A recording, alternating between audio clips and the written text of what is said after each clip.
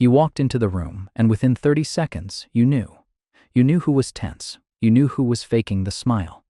You knew which two people had just had a conversation they didn't want anyone to know about.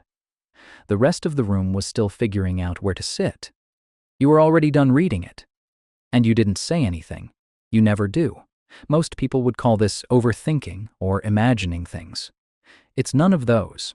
You operate on a different perceptual level than most people around you. You're processing the shift in someone's voice, the pause that lasted a half-second too long, the detail in the story that doesn't match the version they told last week. Most people don't notice these things. However, you can't stop noticing them. Here are 3 signs that you see what others don't. Sign 1. You read the room before anyone speaks. People walk into a room and start with the surface, the small talk, the introductions, the polite check-ins. You walk into a room and instantly clock the dynamics. Who's actually friends? Who's pretending to be friends? Who is fake laughing? You're not guessing. You're reading. Sign 2. You catch the small lies people don't think anyone notices. The voice that goes up half an octave when someone's bending the truth. The forced laugh that lands a beat too late.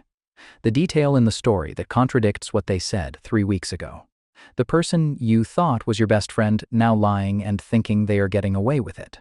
Most people miss all of it. They take the words at face value and move on. You catch every single one.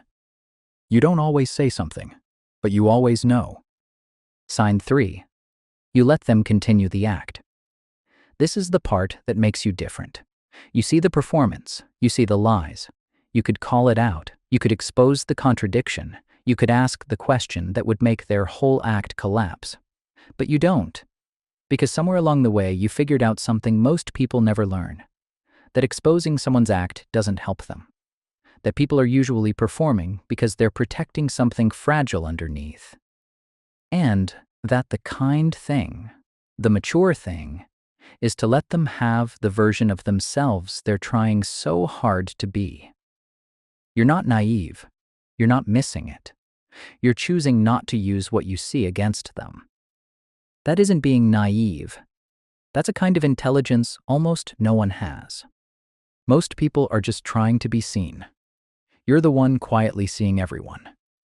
Tell me in the comments the instances where you just let people continue their act. I love those stories, manipulating the manipulator by acting manipulated.